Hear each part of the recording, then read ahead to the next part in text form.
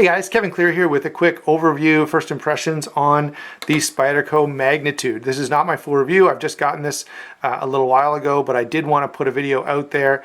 And I know I'm a little late to the party on this, but that's part of the deal of being in Canada. I did pull the trigger on this the very minute that they were available at retailers, and I'm just getting mine now. So there are a couple videos already out there about this, but none by me. So I'm going to go ahead and give you my take on the Spyderco Magnitude in terms of first impressions or overview. So let's go ahead and get into just first the features that this knife has.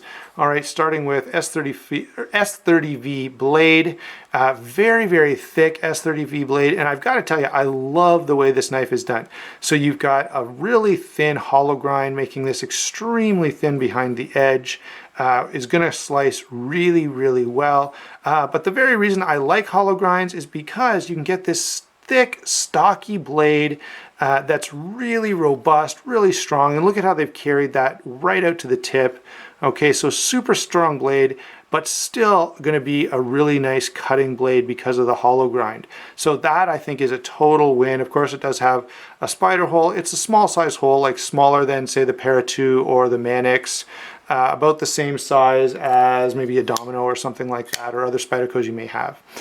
So really, really dig the blade on this one, and it does have those features that are sometimes, if I could speak, called Spidernomics, where you get a choil and a thumb ramp, and I really, really like that.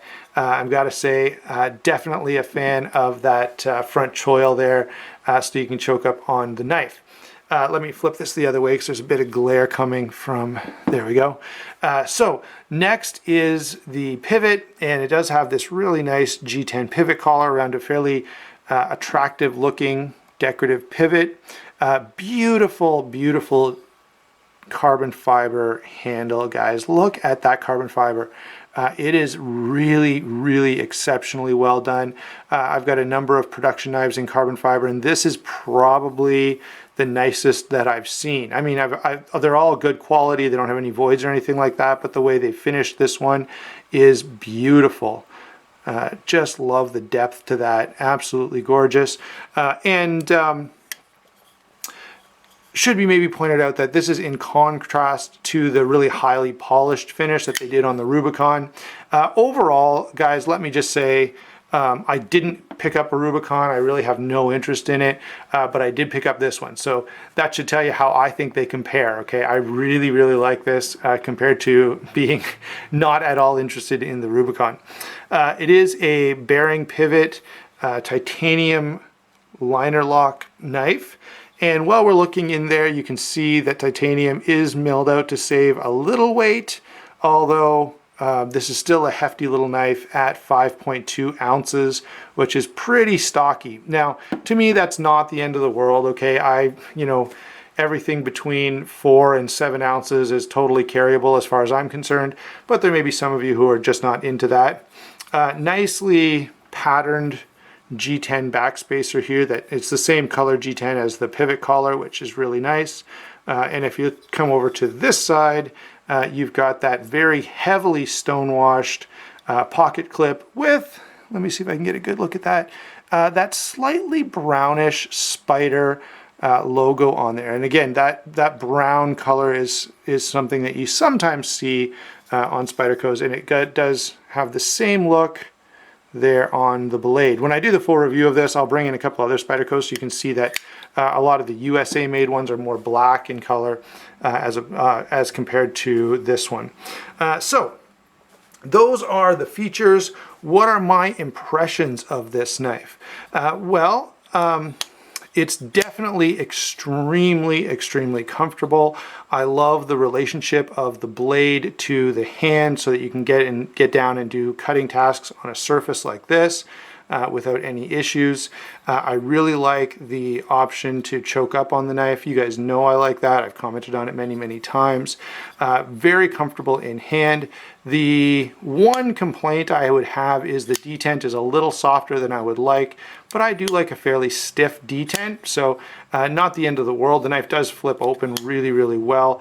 And I don't know if I can show you this or not. Yeah, you can see I can See if I can get it on camera. No. Okay, so if I really jerk this, I can get that blade to deploy without me touching the thumb, without me touching the flipper tab or the thumb hole or anything. Now it does make it so you can nicely spider flick this, and that could be part of what's going on with this design.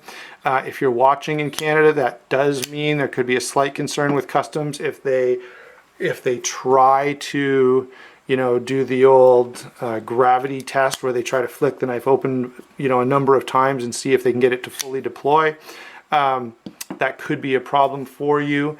Hopefully not. Okay, this came through customs without any difficulties, and so I'm not too, you know, not too concerned about it. Overall, I think this is a really well done, really nicely sized EDC knife. I wouldn't, you know, I don't feel like it's designed for any other task other than just to be a general use kind of nice carry knife. And that it certainly is very attractive, very different. Definitely a knife that people are going to notice when you pull it out, just due to the materials and the fact that it looks a little different than the knives that a lot of people would be carrying.